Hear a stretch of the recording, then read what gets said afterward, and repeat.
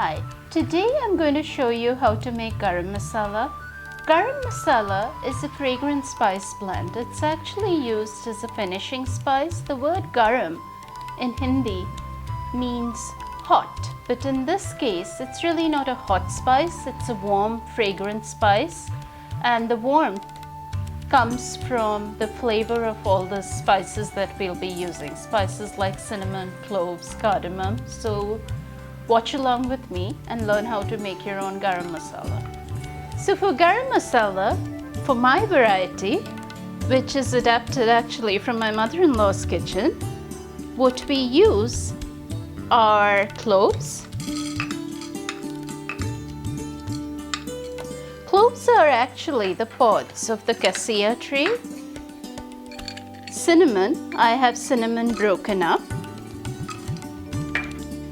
We use green cardamom, which I actually shell in, and this is how you shell the green cardamom to pierce out its black seed. And by the way, as with this and all spice blends, you can adapt to taste and to your audience. For example, I use fewer cardamom seeds than normal because my husband's not very fond of green cardamoms, and the same thing goes because I've often heard people don't like a certain spice, they ditch an entire dish. You do not need to do that. And we have about 30 of those green cardamoms shelled. I add in some star anise, some black peppercorns for the heat, not too much.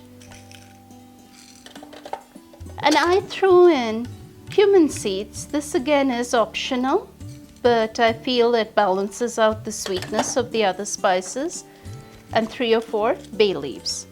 And then, like all other spice blends, we heat and toast it for a couple of minutes until the spices are fragrant. And you know, this heating, what it's doing is it allows the spices to release their oils, and that enhances the flavor of any of the spice blends. So the world doesn't end if you don't do this step before you grind your spices, but you get so much more with 2 minutes of time. Alright, so now we have the spices all nice and smoky.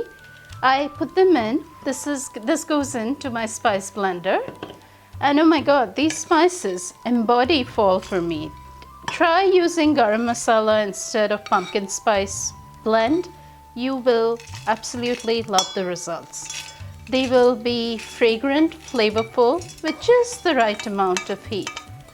And by the way, if you want to make the spice blend more complex, you can add things like allspice and nutmeg, which you would find in a typical pumpkin spice blend. And then we go back, we put it in,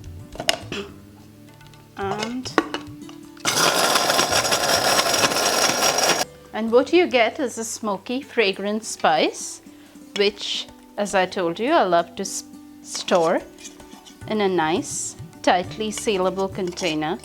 And you know, these fresh spice blends, they make perfect gifts. In fact, this one is going for my friend Amy.